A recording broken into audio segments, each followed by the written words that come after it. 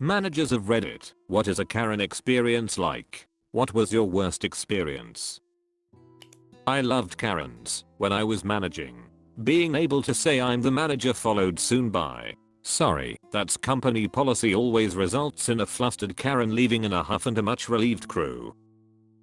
Happened before I became a manager, but once while I was serving at Steak and Shake, customer had a coupon for a burger, fries and a shake for X dollars. Can't remember the price anymore. Anyway, on the coupon it specifically stated that cheese on the burger was $0.39 upcharge, although it did have a picture of a burger with cheese on it. Lady threw a fit in the dining room that I was treating her unfairly. It was false advertising, etc etc. I told her I agree it's false advertising with the picture, but the text specifically states the upcharge and unfortunately I can't do anything about it. The lady at the next table overheard everything and literally got up and put 50 cents on the table to cover it and said something to the effect of, "I'll pay for your damn cheese if you just shut up."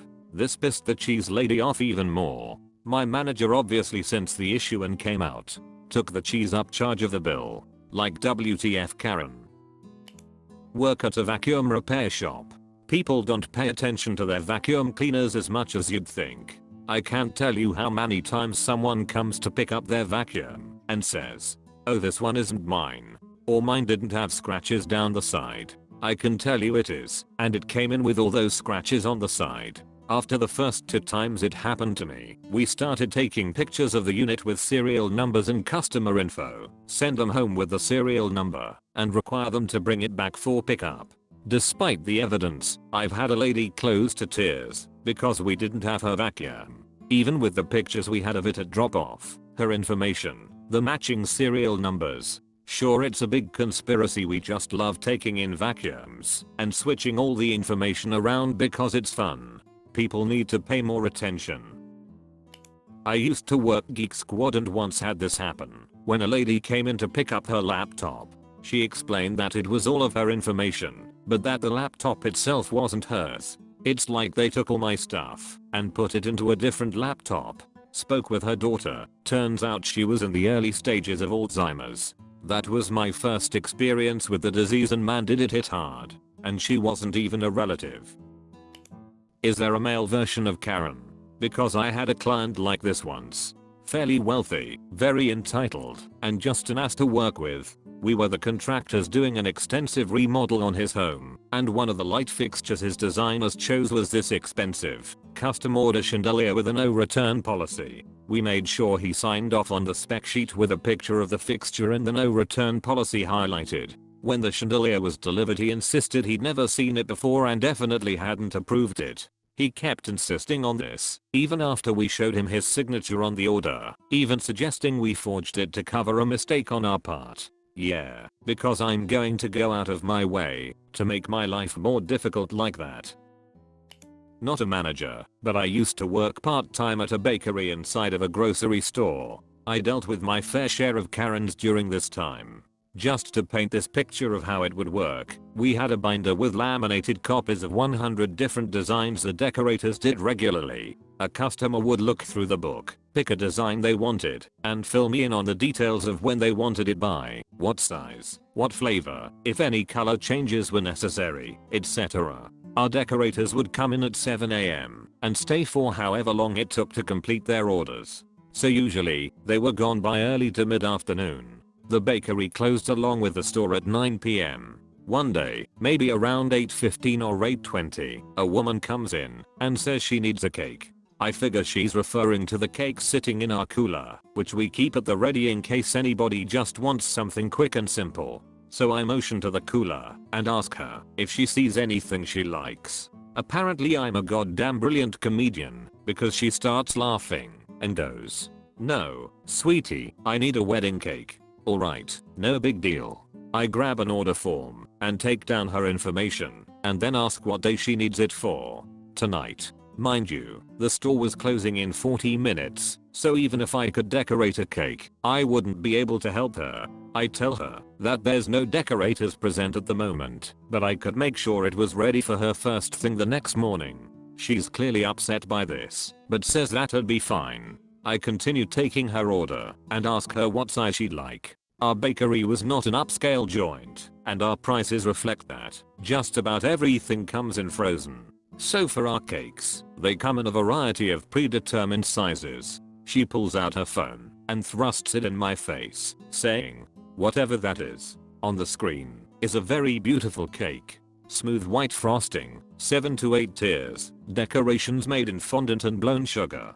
Before I even continue taking the order and dash her hopes when she sees the finished product, I tell her that just wouldn't be possible. I didn't mean to offend our decorators, but I told her the truth. Most of them were exceptionally gifted home bakers who didn't have formal training in terms of a culinary program or decorating school. I then politely refer her to a more upscale bakery that I knew of that's more equipped to help her than we were. Then the dreaded 6 words came.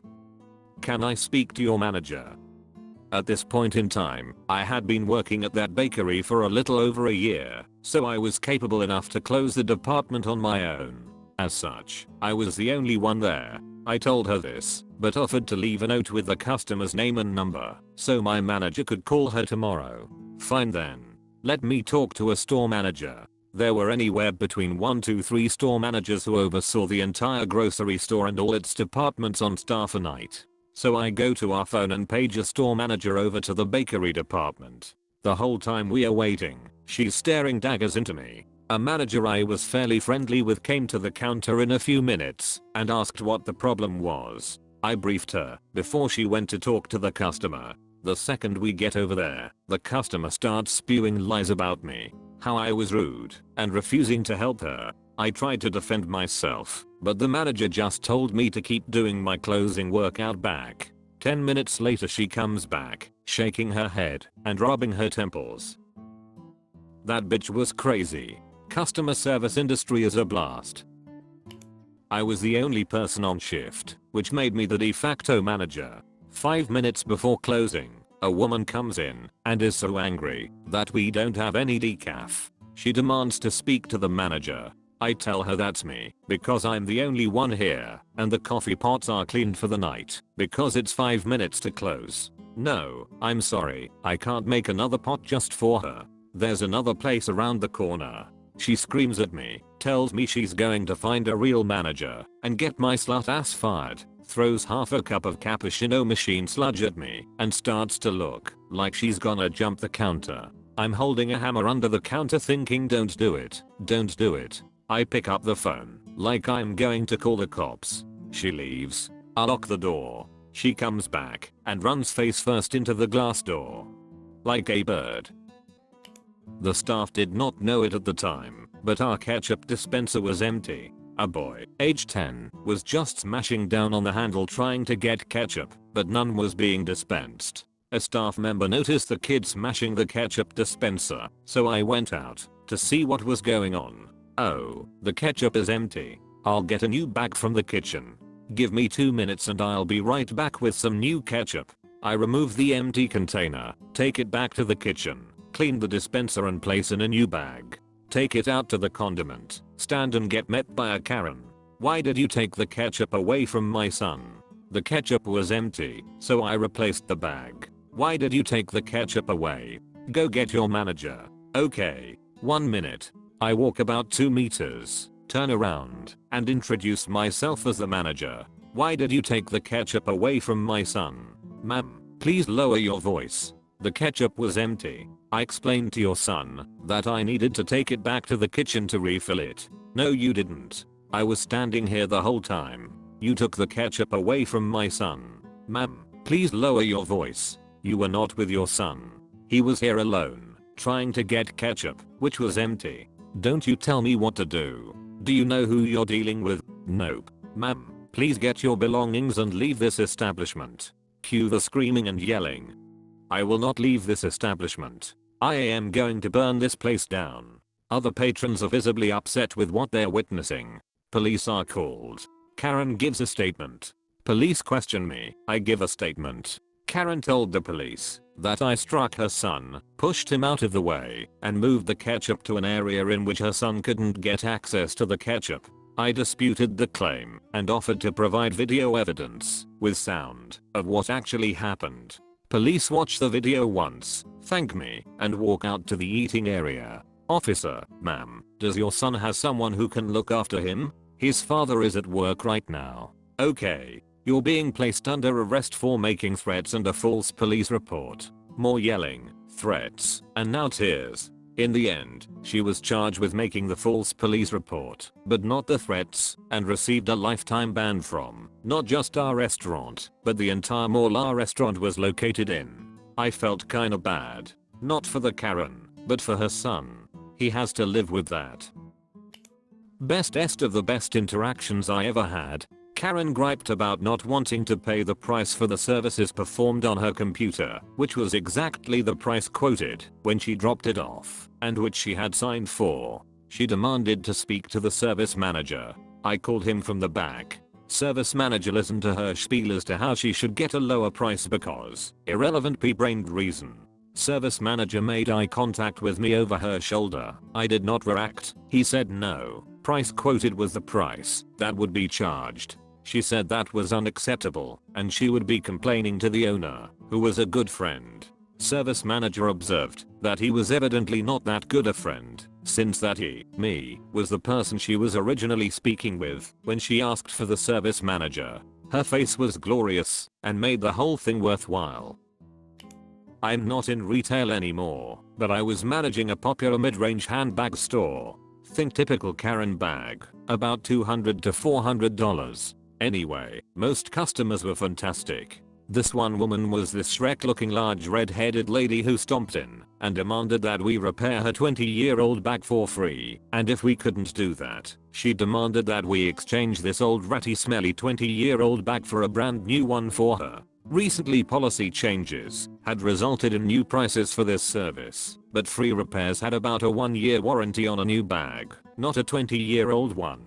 I tell her as such. I was pretty young to have had the role I did, so she, dissatisfied with my answer, asked to speak to a manager. I told her I'm the manager and she began turning as red as her hair. She screamed and yelled about how she'll call corporate and never shop here again. Well, that sounds like a real loss, losing a customer that is too cheap to repair a 20-year-old bag and hasn't bought new from us in just as long.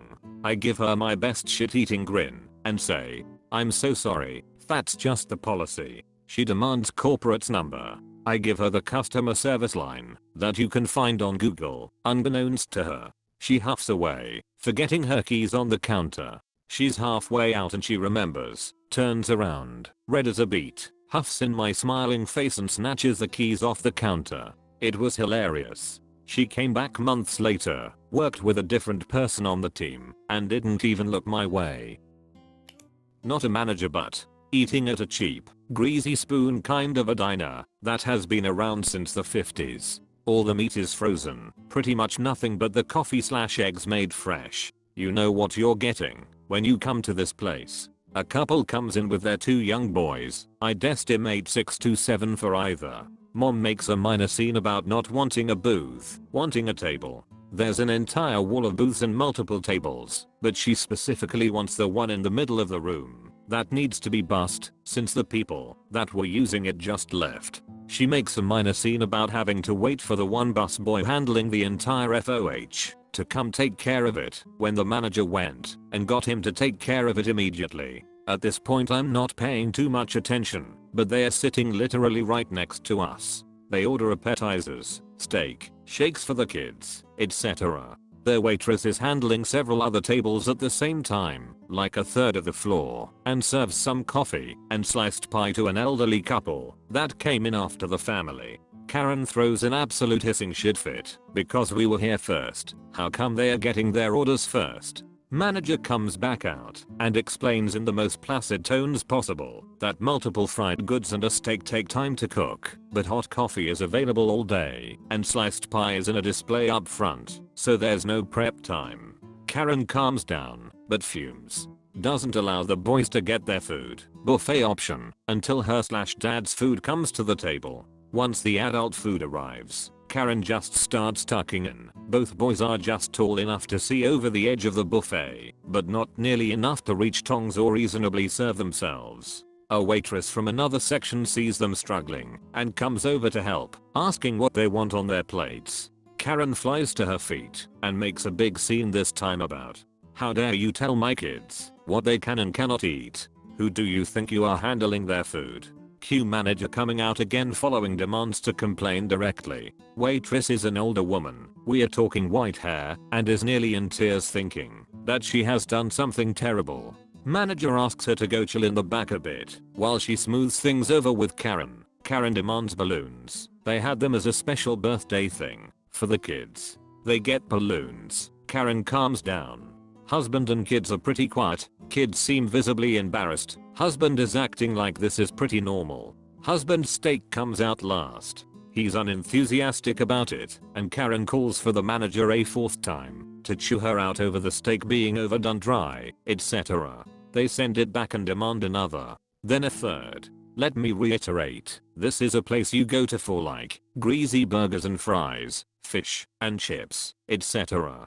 Steak is on the menu, but realistic expectations and reason means you're not expecting high quality, you're getting what you pay for. Manager just kept calm and kept apologizing for their suboptimal experience, but beyond filling minor low-cost demands, the balloons didn't offer up much. When Karen basically shouted that they would never be coming back, the manager was just like, "Sorry to hear that, have a nice night." Absolute pro at grey rocking.